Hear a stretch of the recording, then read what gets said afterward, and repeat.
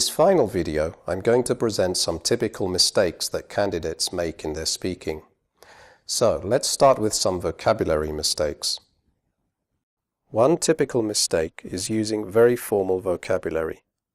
The IELTS speaking test assesses your ability to use everyday, educated spoken English. Many words and phrases are too formal for speaking. Here are some examples. The weather in my country is very cold. Moreover, it snows a lot. The word moreover, like the word furthermore, is usually a bit too formal for speaking. Instead, you can say this. The weather in my country is very cold. What's more, it snows a lot. Here's another example. In my country, people eat a lot of meat, for example, beef, pork, chicken, turkey, and so forth. Personally, I eat meat several times a week. The phrase "and so forth" is a little formal, so try to avoid it. The word several is also a little formal. You can use it, but don't overuse it. Otherwise it will sound unnatural. Instead you can say, in my country, people eat a lot of meat. For example, beef, pork, chicken, turkey, and so on. Personally, I eat meat a few times a week. Another mistake that IELTS candidates make is that they think they always need to use long, complex sentences to get a high band. This is not true. Very often, native speakers prefer to communicate what they want to say with short, idiomatic expressions. In the speaking test, these expressions would count as less common vocabulary, which can help you get a high band. Watch this example. At the moment, I'm studying in Poland. I am going to stay here for 3 more years. Now compare it to this. At the moment, I'm studying in Poland. I'm here for another 3 years. The phrase "I'm here for another 3 years" is shorter and simpler than "I'm going to stay here for 3 more years," but it is also less common and sounds very natural. Think about phrasal verbs.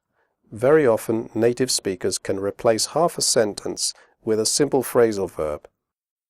For example, it sounds more natural to say, "He got away with cheating," than to say, "He cheated and nobody punished him for doing that."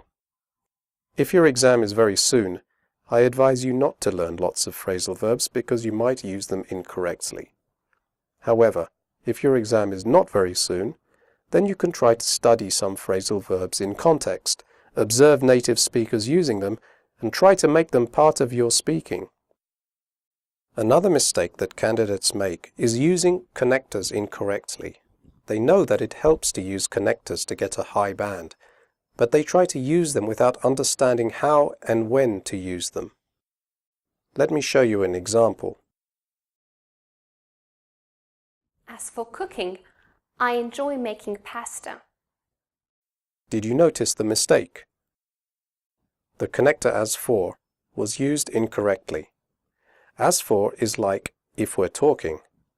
We use it when we want to start talking about one aspect or subtopic of a wider topic.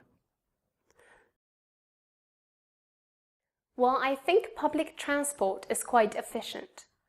As for private transport, there are many problems, especially heavy traffic.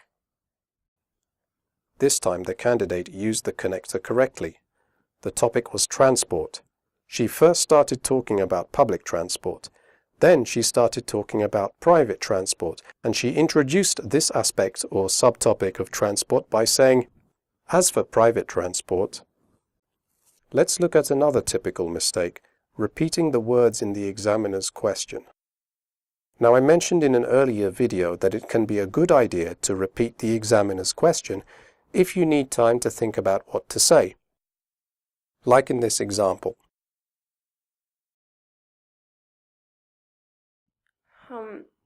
How popular is TV in my country? It's pretty effective, right? However, you should not do this. How shopping habits have changed in my country in recent years is They have changed a lot. Firstly, this is not grammatically correct, not 100%. Secondly, it sounds very unnatural to answer a question in this way. It is better to begin your answer in a simple, natural way, like in this example.